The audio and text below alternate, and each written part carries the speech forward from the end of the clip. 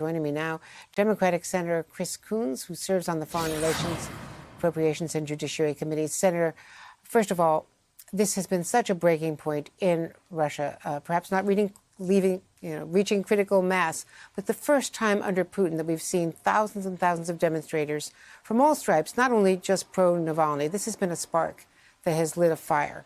And in watching the brutality of what happened on Sunday, it's just extraordinary. What we saw in Moscow and what we saw today, Navalny standing up in court in a glass cage, speaking out, interrupting, speaking back. When they were talking about him violating parole, he said, "You knew where I was. You know, I wasn't in hiding in Germany. You knew where I was. I was recovering from the assassination attempt." When, they said throughout, that he went back and was arrested on return. And the assassination attempt was, of course, from Vladimir Putin's government. What is this going to do? Because the Navalny leaders, and I spoke to them over the weekend, they were demanding that President Biden impose sanctions on Putin's backers, on his financiers with assets in the West. And then I asked Secretary Blinken about it, and everybody was waiting for this day to see whether or not Navalny was released from prison, as has been demanded, or is being held. And now he's going to be held for 2.5 more years. And we don't know what's going to happen on the street, but now the pressure is going to be on the U.S.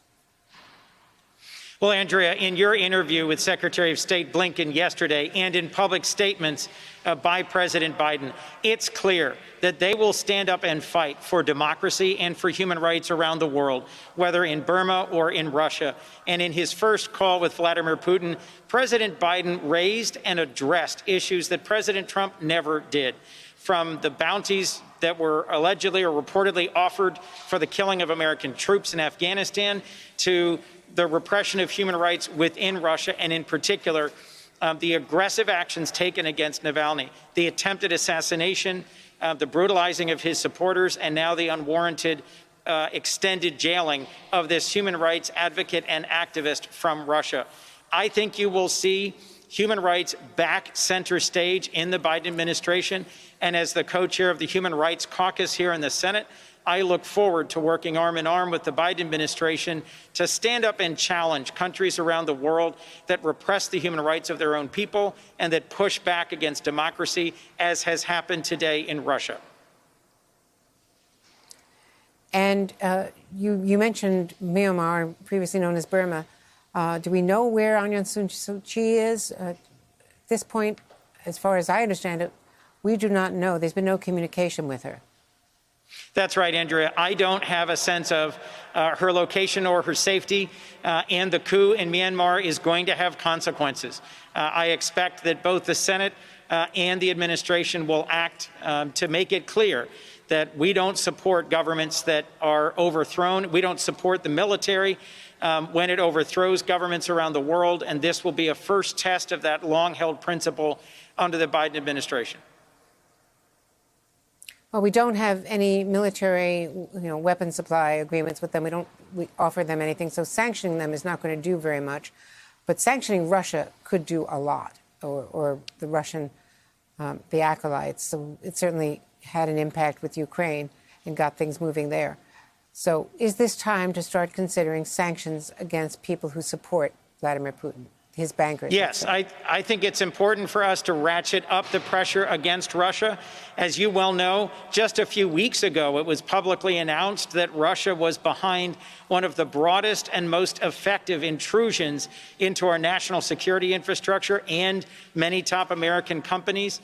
It surprised our intelligence community, our national security leadership, and President Trump failed to take decisive action in response to that. This puts front and center the ways in which Putin's Russia has interfered with our elections, with our security, with democracy in his own country.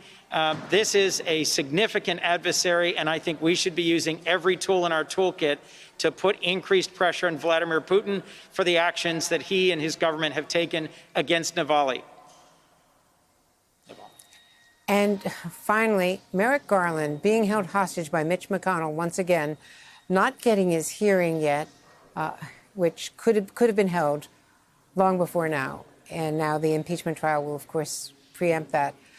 Because Mitch McConnell, improbably to the average person, is still in charge of these committees, even though the American people voted for Democrats to control the Senate. How is it possible that there is no organizing agreement yet? This has to be resolved today or tomorrow. I think it has gone on too long. I respect that negotiations are the better path forward, but as I heard from Majority Leader Schumer earlier today, he is determined that we will have a path forward this week on organizing our committees. I am going to become the chair of the Ethics Committee. I am not yet. There are many other committees where it would surprise your average viewer to hear that someone, for example, like Senator Lindsey Graham, remains the chairman of the Judiciary Committee and thus was able to block a hearing on Judge Merrick Garland, nominated by President Biden to be our next Attorney General. This is ridiculous. We are in the middle of a lot of challenging issues: criminal justice reform, national security, where we need an Attorney General, the top law enforcement official in the United States government. So I'm going to be pressing Senator Graham, Senator McConnell today on this. But frankly, we need to move forward by whatever means necessary. Hopefully there will be a finally concluded bipartisan organizing resolution today or tomorrow. But if not, I will support our moving forward using 50 votes and a tie-breaking vote by the Vice President. Senator Chris Coons, on all fronts, thank you so much for being with us today. Hey, thanks for watching our YouTube channel. You should know that you can follow today's top stories and breaking news and catch up on your favorite MSNBC shows all in one place. Download the NBC News app today.